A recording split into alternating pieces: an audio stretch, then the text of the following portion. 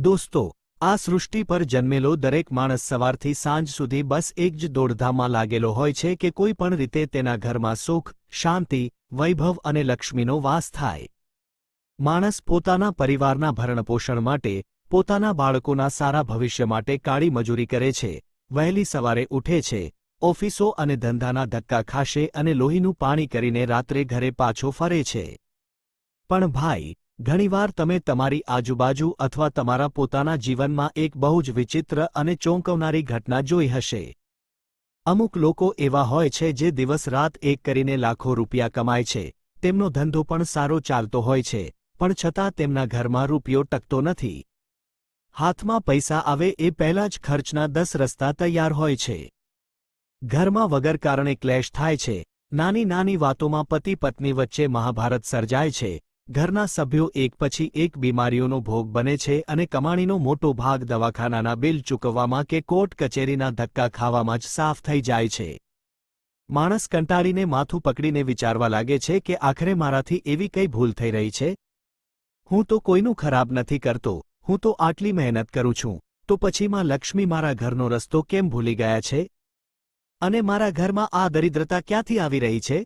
જો તમારી સાથે પણ આવું થતું હોય ને ભાઈ, તો આજે આ વિડિયો તમારા માટે આંખો ખોલનારો સાબિત થવાનો છે. આપણા સનાતન ધર્મના પવિત્ર અને ગુપ્ત ગ્રંથ ગરુડ પુરાણમાં આ બધી જ સમસ્યાઓનું એક આઘાતજનક કારણ બતાવવામાં આવ્યું છે, જે સીધું તમારા ઘરના રસોડા સાથે જોડાયેલું છે.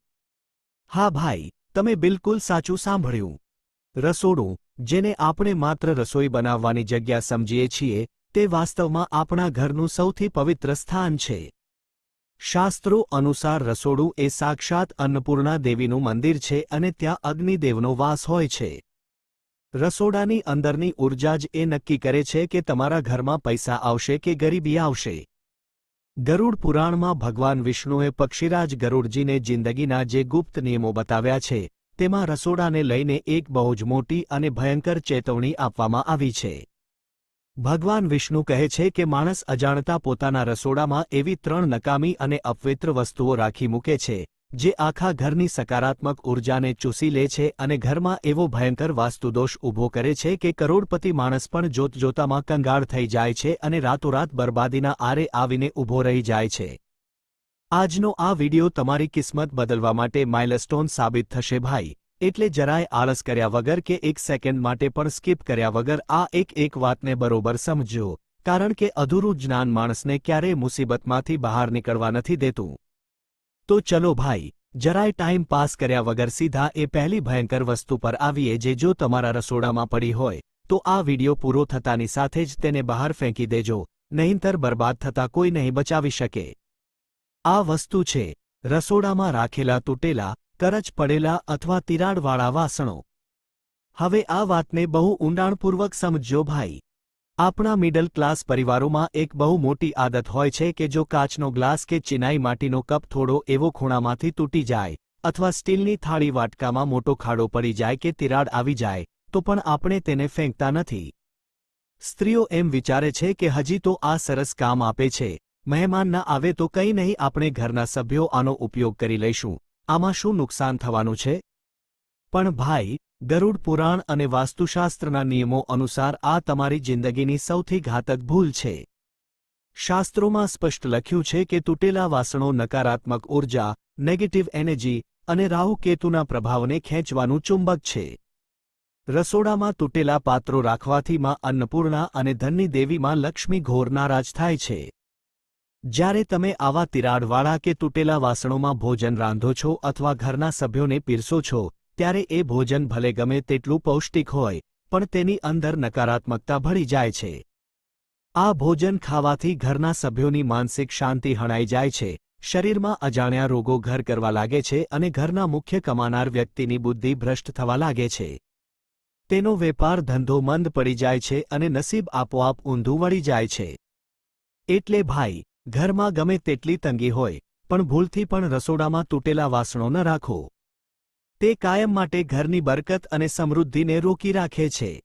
હવે કાન ખોલીને બરોબર સમજી લેજો ભાઈ કે બીજી કઈ વસ્તુ છે જે આજના 95% લોકો પોતાના રસોડામાં ભરી રાખે છે અને પછી રડે છે કે ઘરમાં પૈસો ટકતો નથી. આ વસ્તુ છે રસોડામાં રાખેલી નકામી, બગડી ગયેલી, બંધ પડેલી ઇલેક્ટ્રોનિક વસ્તુઓ અને કચરો.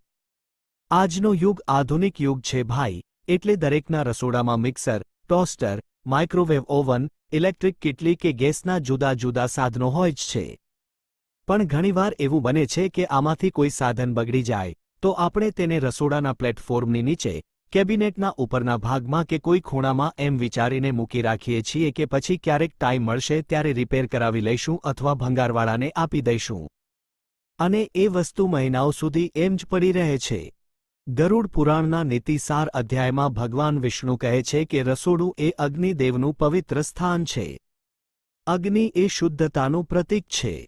જો તમે રસોડાની અંદર બંધ પડેલો ભંગાર અને કચરો ભેગો કરો છો તો ત્યાં શનિ અને રાહુનો ભયંકર પ્રકોપ શરૂ થઈ જાય છે. રાહુનો વાસ હંમેશા ગંદકી અને નકામી વસ્તુઓમાં હોય છે. જ્યારે રસોડામાં રાહુનો પ્રભાવ વધે છે ત્યારે ઘરમાં વગર કારણે ભયંકર વાસ્તુદોષ પેદા થાય છે. આ દોષ એટલો ખતરનાક છે ભાઈ કે તે ઘરના સભ્યોની પ્રગતિને રીતસરની લોક કરી દે છે.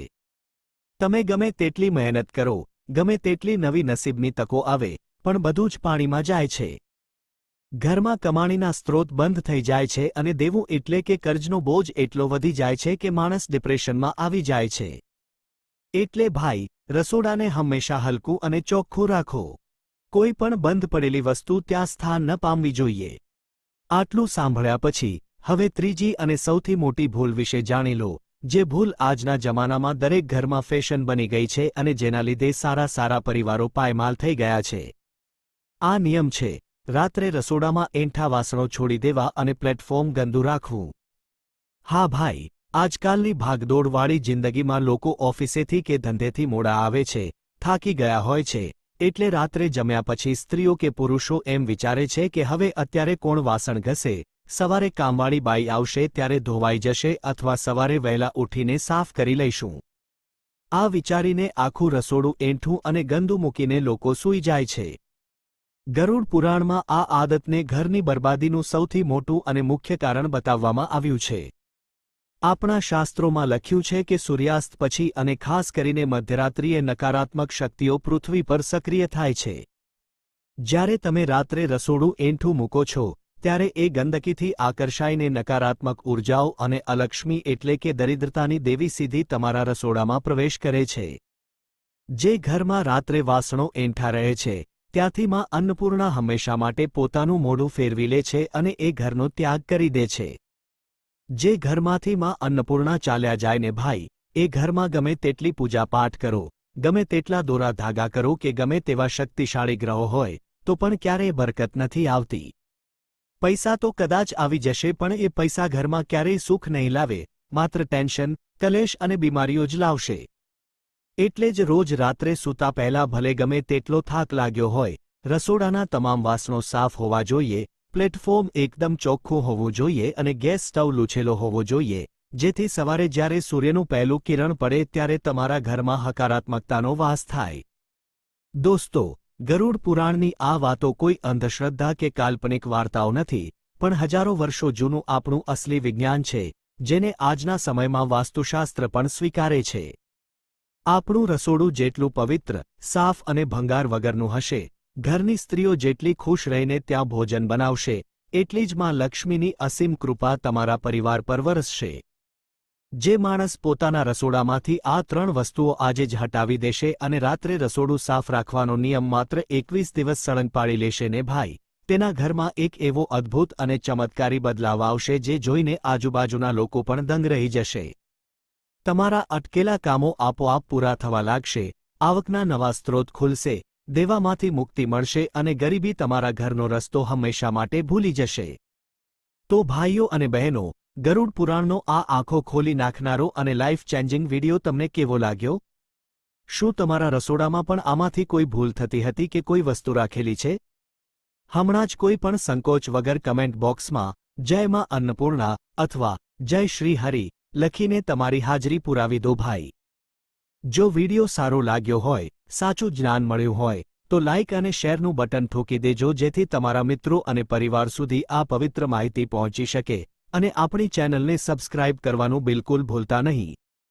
મળીએ આવા જ એક ક્રેઝી તોડું ફોડું અને શાસ્ત્રોના અદ્ભુત રહસ્યોથી ભરપૂર નવા વિડીયો સાથે. ત્યાં સુધી બધાને જય શ્રી કૃષ્ણ. સ્વસ્થ રહો, રસોડું સાફ રાખો, મહેનત કરતા રહો અને ખુશ રહો.